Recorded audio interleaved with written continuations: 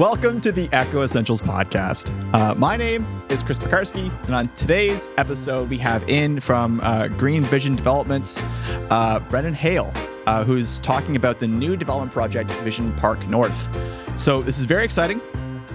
For those folks who live downtown who are just, looking at, real estate and downtown development, this episode is for you because we talk about this brand new project that's happening with new condos coming down by the Waterfront, kind of just off at the Start Memorial.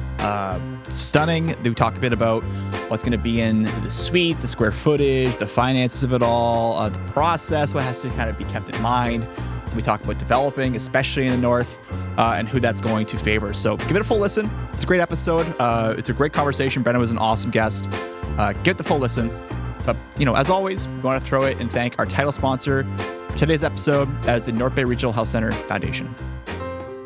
Dear North Bay, you've always been more than a place on the map. You're home to me. This is where I built a life with my husband, raised our kids, and taught in local schools for over 24 years. I'm proud to be part of this community. Earlier this year, my world shifted. After living with anxiety, depression, and PTSD for much of my life, I reached a point where I couldn't keep going alone.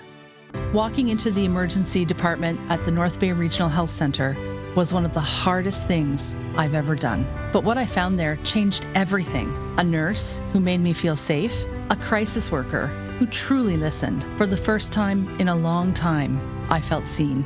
That care gave me hope, and it inspired me to give back by supporting local healthcare so that others in our community can access the same compassionate care I did. If my story resonates with you, I hope you'll consider supporting the NBRHC Foundation. Please visit nbrhcfoundation.ca or call 705-495-8125 to give. Because mental health is health. With gratitude, Tiffany Van Meer.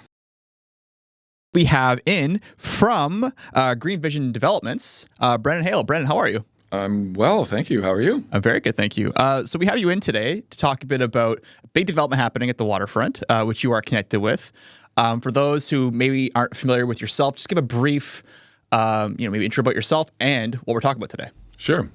So I'm Brannyn Hale, and I was born and raised in North Bay, Ontario. I went to Chippewa Secondary School, and then I did my undergrad at Dalhousie in Halifax, Bachelor of Commerce. And then in 2010, I started my company called Green Vision Developments, and we've been doing projects in North Bay ever since. Right. Yeah. And so the new development is Vision Park North. That's right. So this project came to life probably 8 years ago now. The architect that I was working with at the time, Brian Bertrand, who's now retired, we developed a good, close personal and professional relationship in the sense that, look at this beautiful piece of property. We got to do something with it. And in true Brian form, let's do some conceptual images. Let's kind of come up with an idea of how we could do this. And that's the start of the long journey of this development. Yeah. You say it's a long journey. It's a very simple explanation, but how far back does this go? I think Brian and I first started talking about it in 2018. Okay. Yeah. Okay, so that's doing the math, but 7 years. Yep. Okay. I feel it could have been 2017, but it's it's all a blur at this point. Depending on a paper or a napkin, and once upon a time as an idea thought. Yeah, has different it's origins. a beautiful piece of land, and it's completely underutilized by the community. And I think one of the things that I've really focused on with my development business is look for the diamond in the rough. Look for the most underutilized real estate in this city, and try to focus on rejuvenation rather than sprawl. When I was away at university, I knew I'd get into real estate development, and a lot of my elected academic focus was around architecture, development, those sorts of things, the built environment, science of the built environment. And I did a Canadian urban planning course in which I kind of uncovered that a lot of our agricultural land was being taken up by those subdivisions where you see, if you go down south, you can see them quite clearly. They're by Canada's Wonderland, and you see just the same house next to the same house next to the same house, and it's obviously these stick-framed houses as cheaply as you can put them up, as densely as you can pack them, and there's no real identity to them, and it takes up our nice land. It's this if we were to indefinitely sprawl forever because everybody wants this lifestyle of the, big property, white picket fence and all that, it's just unattainable. It's unrealistic, and it's going to just end up killing ourselves, right? Because there's 7 billion people on this planet. We can't do that. We need to eat. So it came to the point where, if we can focus on density and we can focus on communities that already exist, infrastructure that's already there, and look for those diamonds in the rough, look for those neighborhoods that need a little more attention, need a little more investment. And the first commercial project that I did with Green Vision Developments is the Opera Bakery Cafe. Oh, yeah. So that's a pretty cool building. Love it. Yeah, it's one of the oldest buildings in North Bay. It was built in 1894. Okay. And when we took that project on, the previous owner hadn't been in there for, I think it was like 7 years. And there was like one working toilet or one working sink. It was just, you could tell, it was neglected. It was tired. It needed investment. It needed, some TLC. Yeah. So we restored that building, and that was the aha moment when I saw it full of people, and we're enjoying a live string band on the Christmas walk, and it's like, okay, this is fulfilling. I can see why I'll be doing this the rest of my life. Yeah. And then we go from one project to another. We buy an old stately home that turned into a rooming house over here on Main West and started restoring that one. We took on the old Lefebvre's building, which is now the Block Public House. So a lot of restoration and a lot of focus on the downtown and trying to create this urban environment where people can walk out their door and be at their destination. Try and eliminate that commuter lifestyle where everybody drives out of the city to go home and then drives into the city to go to work, and then you end up not getting the same level of personal connection with walking down the street, seeing the same person over and over again, saying, hey Ted, hey Tom, how's it going? Yeah. So we're creating that lifestyle, and Vision Park North is kind of what personifies this the most, because it's a 4-acre piece of land right on the water. It's been untouched for like 30 years. What an incredible community asset this could be. Yeah. It just needed somebody to take it on, and nobody seemed to be prepared to do that until Brian and I decided to go after it. Well, congratulations. It's awesome. It's very exciting. We've been tracking it for a little while now. As a North Bayite myself, I've seen the property kind of be nothing for a long time. And I'm not a developer, obviously. I'm not anything close to that realm. But I'm like, there's so many things that could be here. And we talk about diamonds in the rough. Like, it's a chunk of land that has nothing currently going on with it. It's going to, obviously. But like, in terms of location, you couldn't pick a better one. It's incredible. I mean, you talk about the rough. It's a pretty nice rough because like it's off the water, right? For the folks who might not be maybe aware, I guess technically it would be Memorial Drive, right? Yeah. So the civil address is 33 Memorial Drive. Yeah. It was the former Kenrock. They manufactured drill bits. There. Yeah. So that's where the brownfield comes into effect. Is they had all sorts of different types of chemicals on site, and the whole idea is once you change from an industrial use to a residential use, the Ministry of Environment requires you to do a record of site condition because it's a brownfield and they want to make sure every inhabitant's safe there. So that's what we've been doing over the last 5 years, is working on the record of site condition. Right. So if you see action there, it's probably drill rigs. So we're drilling. We call it Swiss cheese now. We have so many boreholes and monitoring wells there. But we have all the data that we needed to do this safely, and the Ministry of Environment's been very engaged in the project. The district engineer has been very active with us in terms of coming up with the solution. And now we've got our solution, and we're moving forward. And now people get to own one of the best pieces of real estate, if not the best piece of real estate in North Bay. Fair. Yeah. Very fair. So let's talk about the actual real estate itself. So the development is going to be, is it condos? Do I have that right? Yeah. So we're doing condos for phase 1. Okay. They're luxury condos. We've really focused on creating a spectacular amenity space so that the residents aren't really sacrificing anything to move to that peace of mind of a smaller condo from a bigger home. So you can still host friends and family. The party room is on the top floor. It's a walkout terrace overlooking the marina and the waterfront. You can close it all off. You can have 25, 30 friends and family over. So you can host incredible dinners or parties or whatever, but then retreat to your 1,000 square foot condo. right? So it's really giving the best of both worlds, that ability to still have that lifestyle that may be appealing to most people in terms of a large home, but the peace of mind of having everything taken care of, your lawns cut, your driveways plowed, everything's clean and tidy and organized, and you can leave in a whim and travel the world if you want. Everything's fine, right? Yeah. So I think we're really appealing to that part of the market that's really ready for downsizing, that wants to live, or people that maybe want to live on the water that just never could find it, affordable enough, because you got to basically have $1 million now to live on the water here. Yeah, it's not wild. Yeah, it's pretty crazy. Yeah. My parents are on West Peninsula, and they bought that home a long time ago now. What was that? 25, 30 years ago now. A little bit different value. A little today. different value. Things have changed drastically in the last 5 years, let alone the last 30 years. Yeah. I guess it would be years. 35 years, roughly. But anyways, yeah. So, right.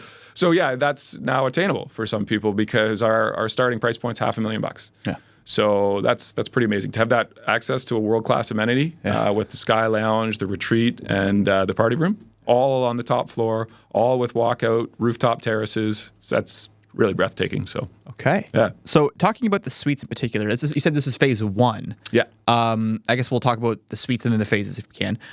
So in the suites, what kind of amenities are going to exist in there? Like, I'm assuming a kitchen, obviously. Yeah. It's not going to be like a dorm. It's going to have it's absolutely beautiful. Yeah. Yeah. So one of the biggest distinguishing factors we've got compared to a lot of other condos or mid-rise apartment buildings is we have a fully enclosed balcony with retractable glass walls, essentially. Okay. It's called Lumon. It's absolutely incredible. So if you come to the presentation center, we've got a full-size demonstration of it. So you can literally, we've got a drone image glued to the wall behind the glass enclosure system. So you're literally looking at the view. I actually came and borrowed Scott's drone to take those images one day because it was beautiful. I'm like, Scott, can I borrow the drone? He's like, sure. Of course. Yeah, of course. So the Lumon system is pretty incredible. If you come to the presentation center, you'll be able to see that, feel it, touch, feel it, see how it all works. And that really creates a true 3-season balcony where you're not worried about weather destroying your furniture you have out there. You're not worried about if it's too windy, just close the glass. You're not worried if it's raining or snowing or whatever. It just keeps it as a nice 3-season room for you to use anytime. And if you're that person who loves having a balcony in the wintertime, that power is yours, I guess. Beautiful. Yeah, it's beautiful. So that's one of the distinguishing factors. You asked about the features. So every suite has its own in-suite washer and dryer. It has its own ERV. So you've got self-contained mechanical electrical system. You're not reliant on the building system. It's a 4-pipe system. So really, when there's an opportunity to save costs, we're looking at, does it sacrifice anything in terms of your quality? Right? And if you're not sacrificing quality in the build, then it's worth pursuing that cost savings. But we're not willing to sacrifice quality in the build. Yeah. Makes sense. But they all have gourmet kitchens. They all have ensuite bathrooms, with the exception of the 1-bedrooms because it's just a 1-bedroom, right? Walk-in closets. Pretty spectacular. I can't wait to unveil everything. Nice. I know there are many listeners who just got very excited with the walk-in closet, self included. Because I've had I'm just gonna poke fun. We my partner and I live in like a bedroom and a half. It's like not a full 2-bedroom. But it's close. It's trying.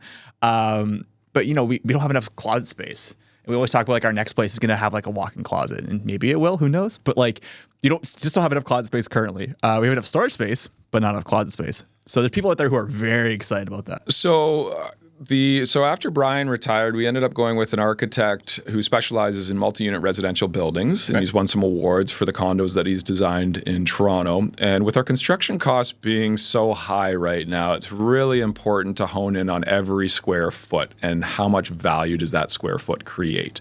And when you look at some of the older inventory in terms of condo buildings or homes or whatever, you can clearly tell that the same constraints didn't exist back then because the construction costs weren't so high. So really, every square foot within the condo has been thoughtfully designed to make sure you're getting the best value. So you've got a walk-in closet and an ensuite bathroom if you have a 2-bedroom unit. every 2-bedroom unit has that. Brilliant. So the other thing that I find, there's going to be a really there's going to be a trend for how to make small spaces more adaptable. And there's a lot of technology and systems out there to allow additional storage options. Like, for example, in the kitchen, it's not a 14-foot wide kitchen. It's a smaller kitchen, but we have deep cupboards above. So some of those appliances that you might not use all the time, you store above. You might have a little step stool to reach those, but we have nice tall ceilings in the condos. So why not use that space? Fair enough. Yep. And it looks nice too. So it's really the time that we've had dealing with the environmental and everything else has allowed us to really refine the design and make sure we're bringing a lot of value to the table. I mean, that seems to make a lot of sense when you really lay it out, right? Because people who might be like, well, okay, what's happening? Is it going to be developed soon? Like, when are they going to, break ground? When are they going to do all this stuff? When you have all of these things to consider, especially the environmental side of things, you can kind of understand, why you're doing this so meticulously, because it's being thoughtful. Right? Is that fair to say? That's fair to say. And the other thing I'm being very cautious of, and the rest of our team are, because a lot of our investors are from this community and from northeastern Ontario, we really want to make this a jewel of North Bay. It's really critical that this increases the value of the entire neighborhood. And a lot of where I've been investing and focusing a lot of time and energy and everything else is downtown and the waterfront. And we have, by default, an outstanding waterfront. Yeah. And by default, a pretty nice downtown. It's got a bad name lately because the community likes to talk negatively about it, but it's actually incredible. It's come a long way. I have to give it credit. We got the splash pad, the pump track, basketball courts, the big play structure. The wheel terrain park. Yeah, and I think it's Brooke McElroy's just been hired again to do the next phase of the Waterfront Master Plan. Yeah. So it's really encouraging what's about to happen and what's already been happening with our downtown waterfront. Yep. So I think really, if you live in the destination you want to be, which who wouldn't want to live on North Bay's waterfront? A lot of us do. A lot of us do. So how do we do that in a cost-effective way? So the first kind of kick at the can in terms of a construction estimate we had were based on larger units because everybody wants larger units. But it was pretty apparent when we're using all of the current metrics to understand how expensive are these units going to be. Yeah. Our average price was $850. That was too high for our market, right? So now we're down low 700s. Okay. So a lot more palatable. But again, it really had to focus in on your common area elements. Yeah. How can we tighten those up and getting real good bang for the buck for your amenity spaces? So they're not huge, elaborate amenity spaces. There's no indoor swimming pool or anything like that. But what they are is really good spaces for people to gather and enjoy themselves. The biggest amenity we have is the sauna in the retreat area, which you could go up to the rooftop, and it's next to the Sky Lounge, and you go have a sauna. There's a shower inside the sauna. And then you get nice and hot out there, just walk outside onto the rooftop terrace, overlook what's going on. Maybe there's a band at the band shell. Maybe, people are coming and going with their boats. The Chiefs on their way out. Like, just picture yourself in that lifestyle. Try. Right? It's amazing. Yeah. So things like we want to promote active transportation. So in our parking garage, there's not just parking for vehicles, there's parking for bicycles. So you take you have your sauna in the morning, you watch the sunrise because it overlooks the city side and the sun comes up there. And then you're in a good space. It's like, I'm going to go bike the Cape Paceway, right? Yep. Take the elevator down to the parking level, jump on your bike, out the overhead door. Literally couldn't be closer. You're right there. It's like, I'm going to meet up with a friend. They'll meet me down on the ground level terrace, designed by Janet Rosenberg's studio, who's a very well renowned landscape architect, and we're in good shape. Makes sense. I was going to ask the price point because I what people have to to understand is that like apartments and condos are a little bit different. Right? I mean, you get certain things in a condo that you would not maybe normally get in an apartment, and you kind of have to pay the difference for that. So I guess when it comes to seeing who could live in that space, like it's hard to kind of imagine like the generalized demographic, but like if the amenities match the person and the price matches the value, then that person's going to be the person who's going to reflect that, right? And I think like I always make jokes. I'm really bad with like spatial understanding. I don't know how big 1,000 square foot even looks like. I couldn't even I couldn't draw it out for you. I don't have that in me. I know my dad, who's like a constructor, professional landscaper type person, is probably screaming at the TV watching this. Wow. But I don't know how big that is. So can you maybe contextualize for those like me who don't know how big that is? So 1,000 square feet is a 2-bedroom, 2-bath with den, and that provides an ensuite bathroom, a walk-in closet, a good-sized kitchen and living area with a kitchen island. That's plenty of space. So a 1-bedroom, 1-bathroom to get the same kind of features without the ensuite, of course, and they'd still have a walk-in closet because that's a big selling feature. Most people want storage, especially when they're moving into a smaller condo. But we can fit all that in under 600 square feet. Okay. You make decisions like stackable washer and dryer instead of side by side. You make decisions like if this corridor is long, well, that's not a very good use of space because it's just a path of travel. It's not a living space, right? So I think a lot of those types of design elements was kudos to Martin Barron, who's our architect on this. He's done a very good job in his career at making very good use of space. Because when you're talking construction costs being as high they are, how much is 1 square foot worth to you, right? That's a fun tagline. Right. And if you look at the corner over there and I never use that, or this corridor to nowhere makes no sense to me. Yeah. Well, you're paying for that. Yeah. And it's the same with the common area elements, right? So your corridors, do they need to be 6 feet wide or they be 5 feet wide, right? Because for every square foot that we're paying to build and we're not able to sell it, it needs to be reflected in the purchase price of the condo, right? So that's why we're really efficient with our design. I love fitting as much mechanical and electrical into the tightest possible space I can because you'll never get value out of those rooms. And architects get electricians get a little frustrated with you when you don't give them that much space, or the mechanical guys. But at the end of the day, they're not paying for the building, right? Yeah. So if you saw some of the other builds we've done, you'll see how much we can fit into a small space. I'm keen to see this. Good space would be if we ever go to the block together, or if we're there, I'll show you the mechanical room for a 25,000 square foot building. Okay, makes sense. Smaller than this room. Damn. Okay. Okay. Fair enough.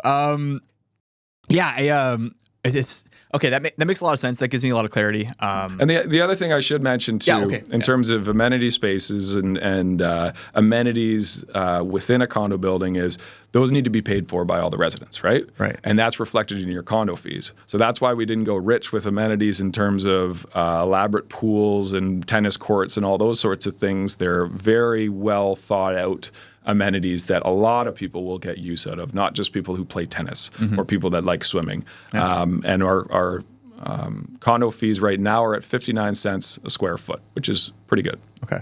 Yeah, I have no context for that personally. Well, another thing to think about, if you're paying per square foot for your condo fees and you've got a 2,000 square foot condo, it's a lot more than a 1,000 square foot condo. Yep, it's true. Some might even say it's twice.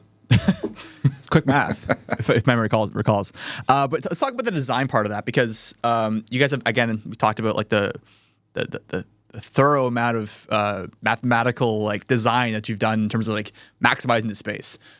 I'm also not lost in the idea that there's a lot of things that you have to follow in terms of government, I'm assuming legislation in terms of accessibility standards. Yeah. How do you also incorporate that into the mix? Because this equation's getting pretty long now. I mean, of course you have to do those things, but does it ever, do you ever find as a developer, it's tough to kind of balance that scale? Absolutely. That's one of the most challenging things to do. How do you meet the stringent requirements of accessibility with your design and make the metrics work, right? Yeah. Yep.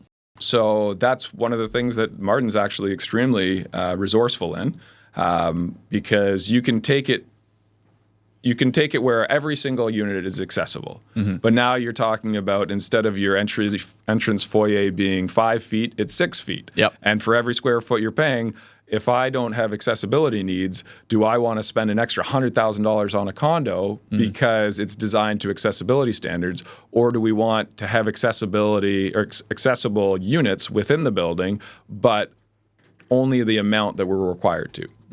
So we have accessible units for every single floor, but not every single suite is accessible. Yeah. Right. So how many suites are there going to be? There's 63 in total. Okay. Yeah. Wow. Okay. And so let's get back to the phases part, because we talked about phases being, I think you said 1 bedroom. Is that correct? Or did I mix up this? Well, the phases of the development, you mean? Yeah, sure. Yeah. So we're doing a condo building for the first phase. Yes. And then the second and third phase are intended to enhance and improve the value of those early purchases of the condos. Okay. So if the market's there for another condo building, we'll just do another condo building. If there's not the market for another condo building and we see a lot of people are interested in renting instead, might do a rental building, a premium luxury style rental building, because we can't steal value from the early purchasers. We want the value. So our goal as a development team is to make sure our buyers see increases in the value of their real estate by buying in our development. That's critical, right, for the reputation of the brand of what we're building. So if you're an early buyer, you should expect to see the value of the condo that you bought today be worth a lot more 5 years from now. Right. So that's really an important piece to know of the later phases of the development. They are going to improve the value of the investment you made in your condo. It's almost that time of year. Early mornings at the rink, fresh notebooks and backpacks, and a community gearing up for another great season of varsity sports. At Source for Sports North Bay, we're proud to be part of it all. Whether it's finding your kid's first pair of skates, gearing up for tryouts, or outfitting your team for the season ahead, we've got you covered. Because here, we're not just a sports store, we're neighbors, coaches, teammates, and fans. And we're proud to cheer you on every shift, step, and stride of the way. Visit Source for Sports North Bay at 1321 Fisher Street, and let us help you along your way. North Bay's turning 100. And what a time to be here. From the buzz of the Heritage Parade to sunset concerts at the Waterfront, the city is alive with celebration. And you know who's right in the middle of it all? Homewood Suites by Hilton North Bay. We're proud to be a part of this milestone moment. Whether you're coming home from a family reunion, planning a gathering with friends, or just simply making the most of everything the Centennial has to offer, our doors are open. Stay in a spacious suite that feels like home, with a full kitchen to cook in, room to relax, and a space to unwind after a full day of fun. Are you hosting something bigger? Our event spaces and amazing local partners like the Grand and Stock Transportation make it easy to bring people together. Best of all, they're just steps from the action. The fireworks, the food trucks, the music, the laughter, it's all right here. Celebrate 100 years of North Bay with us. Use code Centennial to save on your stay anytime this year. Be at home with Homewood Suites by Hilton North Bay. Join the party today at 495 Oak Street West or give us a call at 705-495-3000. So let's talk about the site a bit, because you mentioned some really interesting things about the geotechnical. Did I get that right? Geotechnical conditions, Point for Chris. Yeah.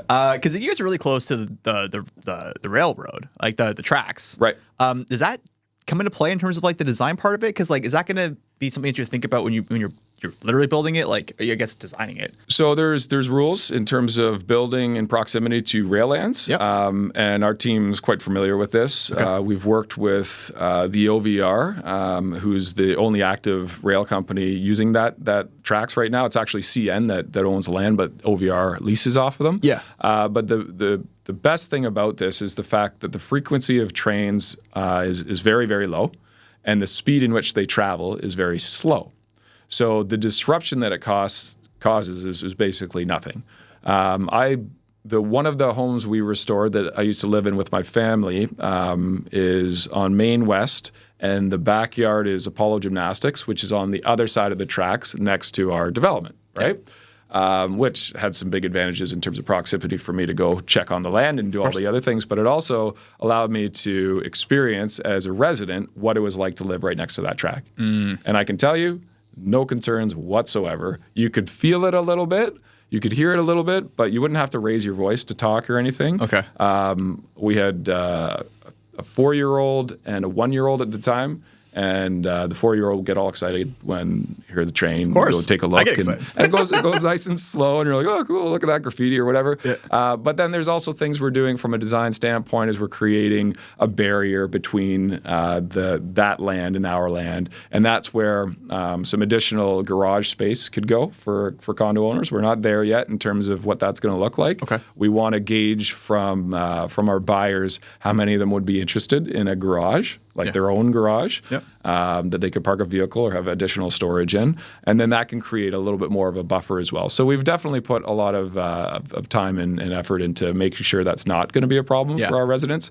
And I think the trend of rail, and I think there was just an announcement yesterday On the Northlander? about the Northlander and the diversion, so it doesn't go through the city's rail yards. Oh, okay. Yeah. To limit because they have to go slow. They're required to go slow through city limits. Obviously, Makes sense. There's a lot of reasons for that. Yeah. So from my perspective, I think residents would kind of when I lived there, I kind of enjoyed when the train came by. Fair. I was raised in Pinewood. Okay. My family home is here. So we used to have the train tracks go through Jane Street. Right. Where there's some new house developments made on that little bump going towards, if you're going down the hill, going towards Algonquin High School. Yeah. Right. And that's been changed. But I asked about the railroad because, I talked about Parry Sound before, and we have some listeners in Parry Sound. My partner's in Parry Sound. Okay. And they had a lot of new developments down by the waterfront. I'm not sure if you're familiar with the area.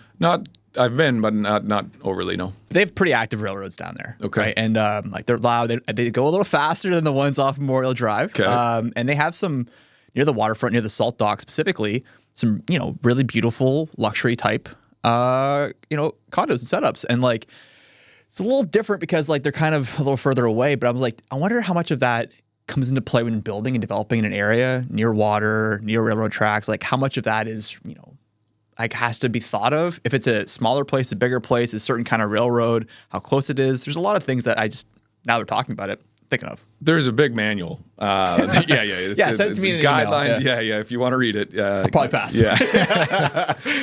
So all of our engineers and our design team, they're all accredited professionals that are obviously professionals for a reason. Yes. So they have to follow the guidelines of developing in the proximity of a rail end. The Mattawa Conservation Authority gave us the green light, and they've been working with all of these different I don't know, how do you call those agencies to ensure that we're obviously doing everything the way it should be done. Yep. Yeah. Fair. Let's talk a bit about developing in North Bay. We talked about trying to keep things for the community. Housing, I would say right now is still for some people a challenge in terms of finding an affordable place to live and staying local if you want to stay in the city, especially, and obviously you have a premium location down by the waterfront. How much of an emphasis and how much of the planning was at the core of trying to keep it local? You talked about it before, but instead of selling off, and there's nothing against this per se, I'm just talking about it as an objective standpoint, inherently, of just selling, or whoever had the property, giving it to a developer who was not local, who just wanted to put up for their a different premium and putting the money elsewhere. How important was that to making sure that was part of the identity of the new development? For me, it's absolutely critical. Yeah. For someone who's born and raised in North Bay and who's raising, I have 3 small kids, I'm raising my family here. Everything that I do, I want to be proud of. And I would never want to do something where I don't want to be associated with it. And this is such an important, and I think that's why a lot of our designers, a lot of our team members, all have kind of jumped on board to the project, because they recognize how critical this development is to the identity of our city. And the most important thing to understand is this isn't being offered to anybody outside of North Bay at the onset. Okay. If we don't hit our sales targets, we're not going to the GTA. We're going to Timmins. We're going to Sudbury. Keep it north. Yes, because northeastern Ontario, we're a different breed up here. Yeah. The GTA and the major urban centers don't really care about us, which I think a lot of us like it that way. It feels like we're kind of renegade. Yeah. Well, it's also it's our little secret. Yeah. Right? The beauty of this lifestyle that a lot of people would love to have Well, they got a taste in COVID. That's right. That's right. So, and we saw a lot of people looking to buy up here in COVID, and we actually were rushing to go to market around that time, but ultimately decided it wasn't the right time because construction costs were ballooning out of control. Yeah. And I think really what we've done is we've tried to make this affordable for most people in our community. So let's say you have a single family home. Chances are it's probably worth $500,000 now, right? Chances are. Or more.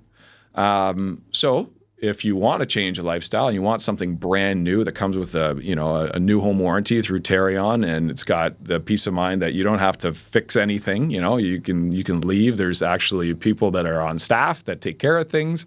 You could sell your home and you could afford to move into a spectacular development like this on the water. Yeah. Right? Yeah. If you had a $500,000 home and you wanted to move on to the water as it stands today, it's probably going to be pretty difficult to do unless you've inherited a bunch of money or something like that.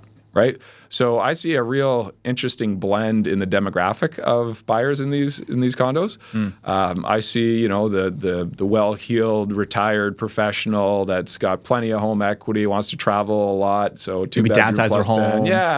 Let's get it now, and we'll have it for now. We could rent it if we need to for now, and then we'll move in when we're ready, kind of thing. Yeah. And then you've got the professional that's maybe relocating to North Bay, looking at our housing supply and being like, yeesh, I don't really want to make an $800,000 commitment to a new community in a house that maybe needs some work, and I'll just rent for now or whatever. But this is a different opportunity. This is okay.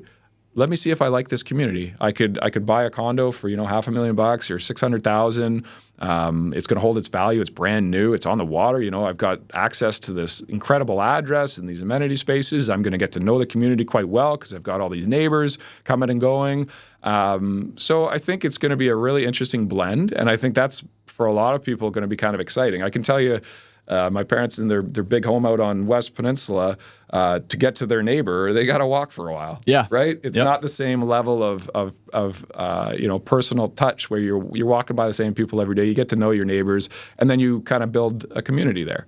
And I think a lot of our buyers are going to be looking at the list of other buyers and being like, oh, I'd love to live with so and so. They've been friends of ours for 25 years, and. So I'm excited to see what organically happens there, this community, and then the later phases, what that ends up entailing. So I'm pretty excited about that. Yeah, I mean, I imagine you gotta get the ball rolling and put these up eventually, which we'll talk about in a second if you can. Yeah. But I guess my lack of business development brain is how do you limit or prefer or set barriers around who can buy? Is it not just a general It's first come first serve is what it is. I mean, how can you not gatekeep, but how can you prefer Northern Ontario, like Timmins, Sudbury? Well, we're not going into those markets with any advertising, right? So the first thing we're going to do is a friends and family event. We're just trying to finalize the date on that. So our friends and family get to come in, those that are quite interested in buying a condo, and obviously they get first dibs. They're, the investors or, my parents or one of the investors' parents or whoever. It's our internal team. Yep. They get the first opportunity to buy. And then we're going to invite all the brokerages in and say, okay, realtors, here's our offering, here's our package. You bring us prospective buyers, and we'll have a public event where we launch it. And the goal would be to sell about 75% this year, and then hold back some inventory and decide what we're going to do, if we need to adjust pricing or whatever that might be. And when I say adjust pricing, it never goes down. It never goes down. Because that would steal value from any of the early purchasers. Right, and those are the most important people, because the project is successful when everybody jumps in and buys right off the bat. And then that's what really gives us the momentum to do something really transformative for this community. And I think a lot of people are going to do that. Yeah. Fair. I mean, it's basically rewarding early adopters. Yeah. An early adopter program. Exactly. Right. Yeah. So we have early purchaser incentives. Okay. Yeah. So when? Can I ask when? It'll be the formal launch will be within a month. Within a month. Within a month. Okay. I'll give you that. And just for those who are wondering when this is recorded, we talked a bit about the Northlander story. This is being recorded on, make sure I get this right myself, September 16th. So within the month, 30 days or within the month of September? Within 30 days. Okay. There we go. See, I want to give you a little more of like a, all right. I meant within a month. So 30 days. Fair enough. Okay. So yeah, there's just a couple other things we want to make sure. And to the team's credit, we don't want to produce anything that isn't of highest level. Mm-hmm. So everything we're gonna provide is gonna be top quality. We're not gonna rush and put anything together that's not to that level. And that's kind of what the MO has been this whole time with this project. Fair. It's so important. Yeah. And I imagine the initial purchase round, I guess, or the initial phase of selling is probably going to have some sort of direction or impact on like when you start building. Oh, for sure. Right? Because like you've done all like the I would say pre-production work. That's very production of us to talk about that. But like the development readiness, like when would you quote unquote like shovel to the ground? Okay, so that's a great question. So this is pre-construction sales that we're doing. It's not a normal thing for the city of North Bay to have pre-construction sales. It's not that typical. So a lot of what we're going to be doing to the community is educating on how it all works. Okay. We've got a deposit structure in which if you want to buy a condo, you put $5,000 down today. Then you have 10 days, and that's your cooling off period. And at the end of 10 days, if you still want to go through with the purchase of the condo, you need to make up 5% of the total purchase price. So subtract the 5 you've already put down. Then the next deposit you have to make is 2.5%, and that's in 100 days, 180 days, sorry. And then another 2.5% by the end of the next 6 months. So every 6 months, you got to put another 2.5% down. Right. All the way until you got to 20%, or if occupancy comes first. So that's all laid out in the customer worksheet. So let's say you're a prospective buyer, you come into the presentation center, you meet with our team, we'll start a worksheet with you. The worksheet has pretty common information, name, address, what kind of unit you're interested in. It lays out the deposit structure, and then we go over, here's your different finish packages. There's a standard light package, a standard dark package, there's an upgrade package. Here's some of the upgrades you can do. Here's some of the early purchaser incentives. So we go through the whole process. So that kind of lays it out for you. Okay. Yeah. Makes sense. Interesting. I mean, I'm keen. I'm watching. So I don't think I answered your question though in terms of the timing. In terms of the time, yeah. So when we do all that and we get our buyers all lined up, we're essentially going to sell about 70 to 75%. We want to do that in the next 3 to 6 months. And if we're successful in that first round of sales, which every indication shows that we will be, we have about 950 registrants right now, and we have 63 condos to sell. So what? Yeah, so there's a lot of interest. Holy smokes! And mainly local. So good. Okay, so great. we sell quickly, and then it's okay. Our construction managers need to get in line and get our schedule buttoned up. Mm-hmm. They've got a preliminary schedule of 18 months. So in the best case scenario, we sell out by the end of the year, and then we'll have a shovel in the ground in the spring. Okay, and that makes sense. Yeah, and then we've got, we're not putting a shovel in the ground in the winter. That doesn't make any sense if you know North Bay. So that would be the early occupancy date would be the end of 2027 or the first part of 2028. Okay. Yeah. Timeline. Yeah. I like it. Okay, cool. We have all that. Yep. Again, it's exciting. We're all watching, no pressure. But we're keen to see how this goes. I mean, we wish you the best of luck on this. We'll be keeping tabs on it. Yeah. And obviously, if you have anything you want to share with us in terms of like more information or whatever, just let us know. Well, just stay tuned because we haven't unveiled everything, or we haven't unveiled anything really. I've seen the website, I've seen the video, I've seen the site, but wait until you see all the renderings. That amenity space with the sky lounge, the party room, and the retreat area. I mean, it's a world-class amenity. So when and where can people find these things? It's going to be online. Online. So our list of registrants. Yep. So if anybody wants to register, just go to visionparknorth.ca, and then you register. And that gives you the same information at the same time as everybody else gets it. So we will unveil things one rendering at a time, and then we'll unveil the whole package to the whole brokerage, all the local brokerages, and everybody gets all of the information all at once. So we're not kind of playing favorites, which I don't think is No. the right thing. I mean, we've got our friends and family. Obviously, they get first kick of the can to buy a unit, but it's not like we're going to give them the whole package, and then a few months down the road, we're like, okay, the rest of you folks could take a look at it. It's like, no, right after we do friends and family, we're rolling out to the rest of the community. It also behooves you to share it with as many people as possible in terms of information's sake, because it gets excitement. It gets for sure. maybe potentially in the eyes of a more guaranteed buyer. Right. Exactly. So like, why wouldn't you do that? And there is a sense of urgency because there's that fear of missing out, right? This is one kick at the can. If you guys want to buy a condo, it's not like you get to wait around and kick the tires for a while. It's like there are only going to be so many available for so long. Fair. Right? Makes sense. Yeah. Yeah. So before we get you out of here, Brannyn, is there anything else that we can kind of look to in terms of, like, we talked about, being on the list and keeping an eye on it? Anything else going on with Vision Park North or Green Vision Developments or anything that's happening next little while that we should keep eye on, whether it's 30 days from now or otherwise? This is the number one for us right now. No question about it. It's so critical, and it's something we've put a lot of time and effort and money into, and we think it's going to do very well. And it's something that I think our community has been, even knowing or unknowingly, needing for a long time. Is something that creates that density that we need to reduce urban sprawl, but also creates a better lifestyle for residents in terms of walking out your door and being where you want to be. You don't have to drive. That's what I find quite interesting about the way the world's kind of gone, is everybody has to get in a car to go somewhere. Yeah, I know. And as somebody who lived in Halifax, which is a very walkable city, and lived on Main West just over here, which is very walkable, this is a great destination for that. Yeah. And it could be the place where your friends and family stop in all the time because they're going to the waterfront anyways. True. Right? Be a host, yeah. Yeah. It's fun. So I'd say if anybody's interested in learning more, even if you're not interested in buying a condo, just register online at visionparknorth.ca, and then you can kind of keep up with everybody in terms of the speed in which we're unveiling it. Fair. Yeah. Awesome. Well, Brannyn, thanks so much for joining us. Yeah. We appreciate it. We'll be keeping tabs. Yeah, for sure. And look forward to hearing more soon. Good. Thank you very much for having me. And I'm excited about this.